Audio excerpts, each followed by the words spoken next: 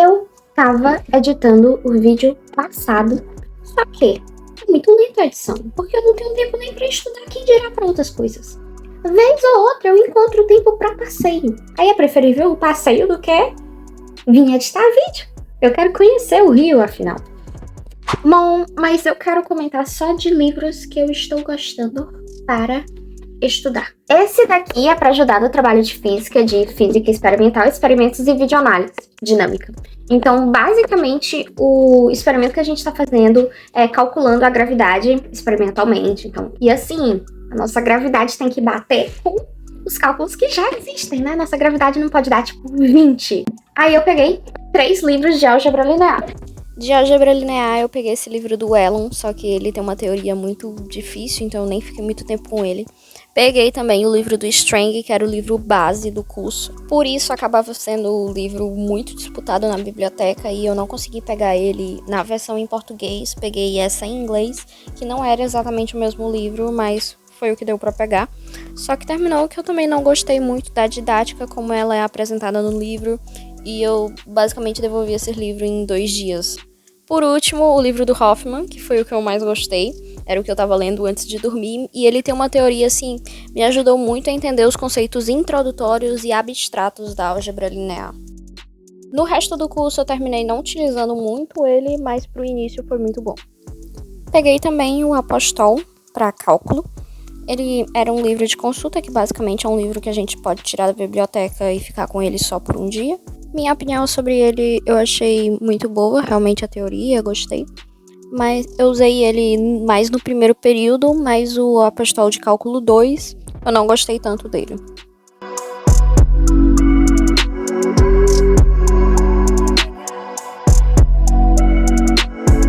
Então, é importante a gente observar se as meninas que entram aqui, elas estão procurando.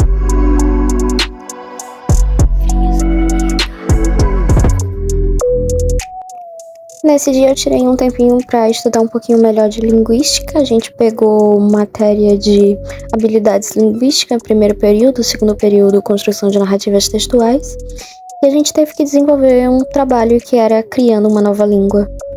Dia 20 de maio, em breve semana de prova, não sei se é essa semana, próxima semana com essas provas, vou passar a tarde estudando na biblioteca, porque a aula agora de tarde é opcional.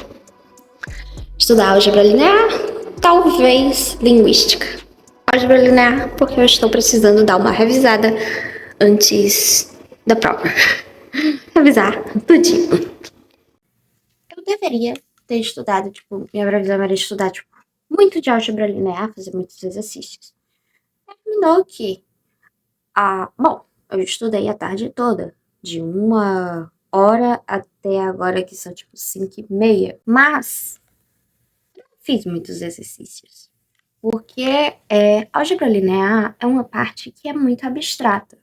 Então, o professor passa o assunto na aula e demora, 1 semana para tu absorver o conceito que ele passou de uma forma que você acha que entendeu. Porque, na verdade, você nunca vai entender. Então, eu não vou dizer de uma forma que você entenda, mas é isso. Então, basicamente, o que eu fiz a tarde toda foi analisar os conceitos que foram passados o mês todo, né? Que é o que vai cair na prova. Mas a questão de praticar mesmo com questões, eu não fiz muito. Mas eu acredito que fixei a teoria.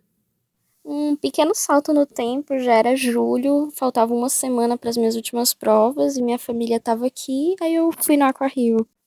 Aí eu já estava oficialmente de férias, eram meus últimos dias no Rio de Janeiro, antes de voltar para Teresina, e tinha finalizado o primeiro período, e eu fui fazer a trilha do Morro da Urca, que é pertinho do Pão de Açúcar, não chega a ser... você não acessa o Pão de Açúcar, mas é o morro do lado, que é esse Morro da Urca, e tem um comérciozinho bem legal lá em cima, tem a vista maravilhosa, e tem muita coisa para fazer. Porque é contínuo, né?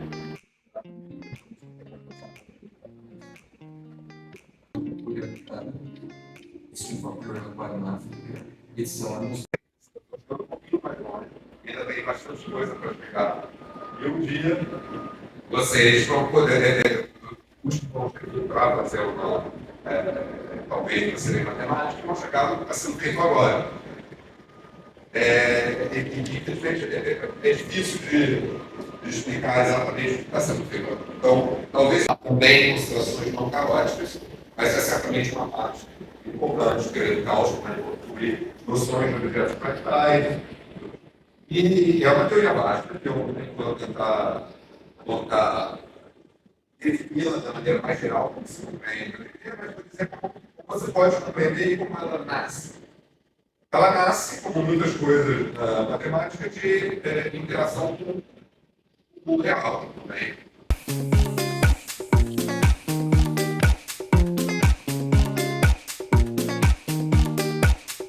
Vamos lá, algumas observações.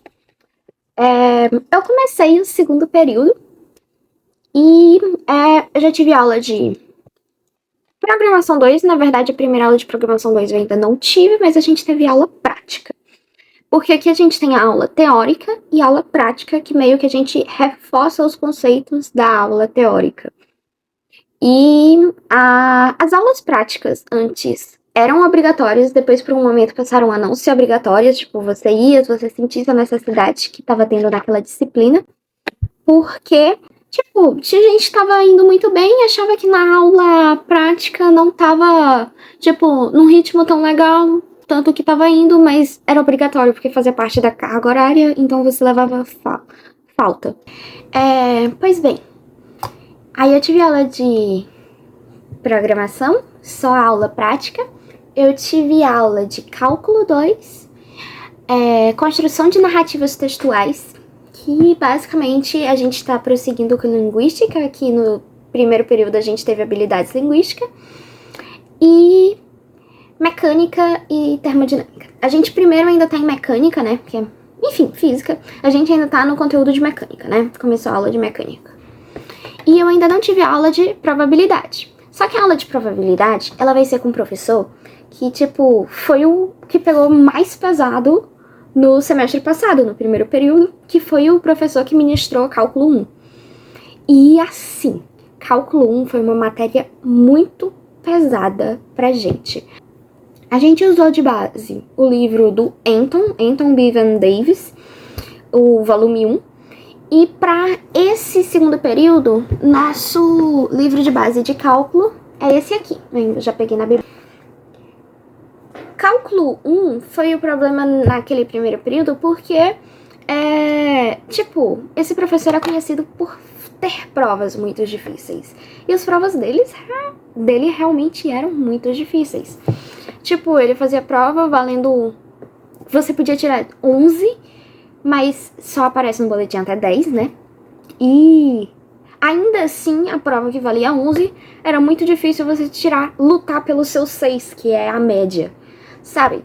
Então, outra coisa ponderações que eu tenho, assim, do primeiro semestre pra fazer. Não adianta você ir pra prova sem saber o assunto todo. Tipo, sério, você não vai tirar uma boa nota. Então, o que acontece? Não adiantava você ir pra prova sabendo, sabe, só aquele primeiro mês. Você ia resolver só uma questão, se resolvesse, tá? Porque ainda tem esse problema. Você saber o assunto não garante que você vai fazer a questão na prova. Então, um conselho para futuros alunos. Vão pra prova sabendo todo o assunto. Sei lá, o que eu acho que ainda dá pra relevar foi o conteúdo que o professor passou na última aula antes da prova, que normalmente é um conteúdo que passa mais por curiosidade, é um conteúdo assim mais difícil, depende muito do perfil de cada professor. Eu acho que é o único assunto que dá pra relevar. Você querer ir sabendo só o início do assunto, não consegui pegar direito todo o assunto porque é muito denso, além do mais, nosso curso é um conteúdo muito denso que ele é dado em pouco tempo. Então, por exemplo, álgebra linear, a gente pagou ela só no primeiro período, e é isso. Então foram o quê? 4, 5 meses pra gente aprender todo o assunto de álgebra linear, que é tipo, dado em 2 anos. Programação foi a mesma coisa. Foi condensado um curso de 2 anos em 5 meses, sabe? Então, o assunto é denso. E você vai se agoniar muito quando estiver estudando, porque é muita coisa. Mas, acompanhar direitinho o que tá passando nos professores na sala de aula. E, se possível, antecipar o assunto, porque a gente tem um cronograma, tipo, da ementa do que eles planejam para a próxima aula. Então, se possível, adiantar esse assunto, porque vai ajudar muito. E, inclusive, é o que eu tô fazendo agora. Tipo, esse é o nosso livro base de probabilidade. A gente ainda não teve aula de probabilidade, mas eu peguei o livro para responder. Por quê?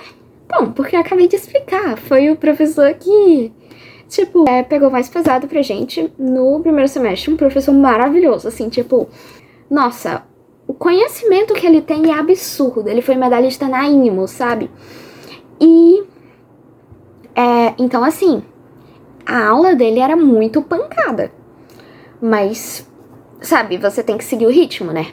Porque o Empatec é uma escola, assim, de um perfil muito alto academicamente. E tanto que o processo seletivo, ele é bem, tipo, são o quê? Medalhistas. A parte é por Enem, tipo, a nota de corte é bem alta. Conta só matemática e acaba sendo muito alta, né? De 40 para mais. Então, é um grupo muito seleto e eles vão exigir desempenho, um bom desempenho acadêmico, até porque, tipo, a gente tá sendo bancado com tudo. O alojamento, nossa alimentação, e a gente ainda tem uma bolsa. Então, tudo isso vem com preço. Eles querem que você estude. E eu vou estudar agora esse livro do Tertuliano Franco. Ele é a nossa biografia do curso. Outro livro que eu peguei aqui é esse aqui do Barry James. Ele é um pouquinho mais avançado, assim, de probabilidade. Ele já começa com probabilidade geométrica, que é a ideia de densidades de espaços, porque uma coisa é você trabalhar com um espaço finito, tipo um cubo que tem só 6 faces, e o lançamento é uma daquelas faces, outras é você trabalhar com espaços infinitos, tipo a probabilidade de você escolher tal ponto sobre uma circunferência. É com esse tipo de coisa que vai trabalhar probabilidade geométrica. Esse daqui eu comecei a ler um pouquinho ontem, antes de dormir. E agora eu vou começar a responder o Tertuliano Franco. É isso.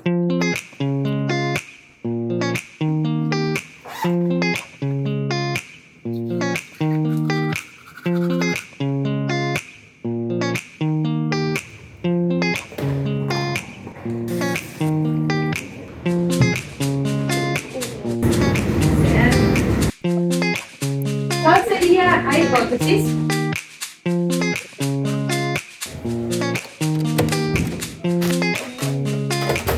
Esse foi o meu terceiro dia de aulas do segundo período. Tipo, pela manhã a gente tem aula teórica normal e à tarde a gente tem aula prática. A aula prática não é obrigatória. E eu assisti a aula prática de probabilidade e assisti o comecinho da aula de cálculo 2, da aula prática. Só que é um assunto que eu já tinha estudado, eu já tinha aberto o livro, eu já tinha revisado ele, inclusive. Então, eu resolvi que eu não ia assistir aquela aula. Então, eu vim aqui pro meu quarto e eu planejo estudar física, mecânica. A gente tá vendo aí movimento, velocidade, aceleração, enfim, noções gerais ainda, bem no início. Pois bem, comentários que eu posso fazer. Pra quem quer vir pra cá, coisas que eu acho legal de ressaltar. Eu gosto muito, tipo, da galera, assim, da turma, porque é um ambiente muito, sabe, tipo, é todo mundo muito focado em estudos, mas ao mesmo tempo nós não somos robôs. A gente é muito fissurado em estudar, tipo, você vai ver gente madrugando aqui pra estudar. Não é meu caso, eu sigo uma rotina. Assim, eu prezo muito pelo meu sono. Eu não vou madrugar pra estudar. Às vezes acaba sendo necessário porque congestiona, inclusive aconteceu isso no primeiro período. A gente tem, tipo, tarefa para entregar, muito trabalho e não tem de onde tirar tempo e vai ser da nossa noite de sono. Acontece. Mas eu acredito que isso acontece na universidade em geral, com todo mundo. Mas uma coisa que eu acho muito legal é que tá todo mundo estudando aqui, tipo, toda hora. Enquanto você, tipo, você passeia no hotel, na recepção do hotel, tem gente estudando. Ou então, no IMPATEC, quando você tá andando, tipo, se o pessoal não tiver na sala de aula, tá na biblioteca, estudando. Então, é um ambiente que, querendo ou não, você vê outras pessoas estudando, e você acaba estudando. Mas é importante frisar que, tipo, nossa vida não é só estudo, né? Não é só tudo, faculdade, e esquecer do resto. Então, tem os momentos de lazer, a rotina é muito puxada. É manhã e tarde, lotadas, de 8h30 começa as aulas até 5 da tarde. Tem a pausa do almoço, mas, enfim, é puxado. Nesse momento é o que eu falei. Eu não fui pra aula prática porque eu vou estudar física e eu preferi estudar aqui no quarto. Mas é puxado. E a gente, qualquer brechinha que tem, a gente tira de lazer, porque nós somos, tipo, a gente não conhecia Rio de Janeiro, há um monte de estudantes do Brasil todo, teve gente que nunca, mais da metade da turma nunca pisou no Rio de Janeiro, e a gente quer conhecer a cidade. Então a gente tira um tempinho do final de semana, às vezes de noite, depois da aula, a gente vai encontrar esses momentos para lazer. E é super importante para não fritar a cabeça. Eu passei pano no quarto e agora tá muito cheiroso. Porque assim, tipo, a gente tá... No alojamento, eles garantem limpeza pra gente. E tipo, a gente tá morando no hotel e vem as moças da limpeza aqui limpar. Só que, tipo, elas não fazem faxina. Elas arrumam a cama, trocam toalha, papel higiênico e, vez ou outra, passam um pano no chão. Só que elas não limpam embaixo da cama. E eu e minha colega de quarto estávamos muito incomodadas com isso. Porque, tipo, o quarto tava ficando imundo. Aí, a gente foi comprar produtos de limpeza. Agora, tipo, a gente marcou de fazer faxina. E, pro final de semana. Ainda não é final de semana, mas eu tô muito incomodada com a limpeza. Então, eu vim limpar. E eu passei desinfetante no quarto e agora tá muito cheiroso. Eu vou passar agora o rodo no teto. Porque pra tirar casa de aranha. Porque tá tendo casa de aranha. Eu vou aproveitando finalizar um vídeo por aqui. Não se preocupem que agora estou de férias e o próximo vídeo não vai demorar.